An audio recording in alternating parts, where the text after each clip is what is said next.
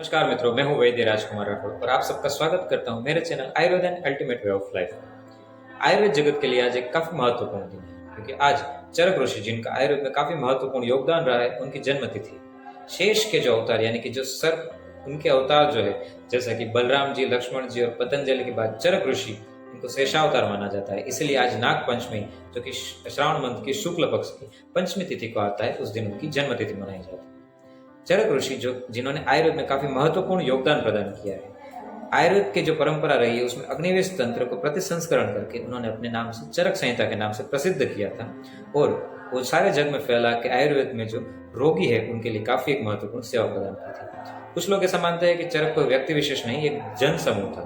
कृष्ण यजुर्वेद के अनुसार एक जन समूह है जो कि विचरण करता है, उनको ही चरक ऋषि बोलते हैं, क्योंकि चरती इति चरक, यानी कि जो विचरण करते रहते हैं। यायावर कोटि के ऋषि जो है उनको चरक कहते हैं। अगर व्यक्ति विशेष हम माने, जो कि भाव प्रकाश संहिता में इनको शेषावतार मान के व्यक्ति विशेष माना गया है, तो उन्होंने बताया गया है कि एक व्यक्ति विशेष थे और वो हिमाचल और हिमालय के आसपास के क्षेत्र में रहते थे। उनका जो प्रशिक्षण हुआ था वो तक्षशिला विद्यापीठ से हुआ था और उनके पिताजी थे विशुद्ध ऋषि। उन्होंने अपनी सेवा कनिष्क राजा के यहाँ राजवेद बन के प्रदान की थी और उसके बाद वानप्रस्थ आश्रम में वो खुद विचरण के लिए निकल गए थे। अभी भी उनका आश्रम चरकदंडा पर्वत, जो कि उत्तराखंड में स्थित है, वहां पे आज भी मिलता है और उनकी एक प्रतिकृति भी वहां पे रखी गई है। चरक ऋषि की अगर हम काल की बात करें तो वो बिफोर क्रिस्ट 200 ईयर्स अगो था।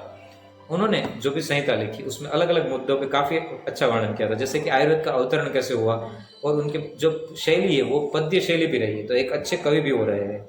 उसके बाद जो उनका क्षणिकवाद, स्वभाव परमवाद, वो वाद मार्ग या तो संभाषा विधि, तर्क, प्रमाण, पदार्थ, अष्टांग विभाग या तो आतुरालय निर्माण, जिससे कि हॉस्पिटल कैसे बनाना है उसका निर्माण, धार्मिक उस समय क्या स्थिति थी, वर्ण व्यवस्था, संस्कार और सद्गुण जो कि सबसे महत्वपूर्ण है, दिनचर्या, ऋतुचर्या जैसी काफी महत्वपूर्ण बातें उन्होंने इंक्लूड की है। उसके बाद राजनीतिक व्यवस्था कैसी हो वो भी उन्होंने बताया है। उसके बाद जो महत्वपूर्ण मुद्दा है चिकित्सा क्रम, उसके बारे में भी उन्होंने अलग अलग डिटेल में वर्णन किया है, अलग अलग रोग के आधार पर। उनके बाद जो उनकी कमेंट्री लिखी गई वो भी लगभग 43 नंबर्स आज तक मिलती है और उसमें अलग अलग भाषाओं में, जैसे कि गुजराती, हिंदी, इंग्लिश, मराठी जैसी अलग अलग रीजनल लैंग्वेज और अरबी या तो फारसी जैसी लैंग्वेज में भी इनका रूपांतरित हो चुका है। चरक ऋषि का ये महत्वपूर्ण योगदान याद करके आज हम सब उनके चरणों में वंदन करके ये वीडियो उनको समर्पित करेंगे। ओम चरकाय नमः, ओम धन्वंतरे नमः। Thank you. जय धन्वंतरि।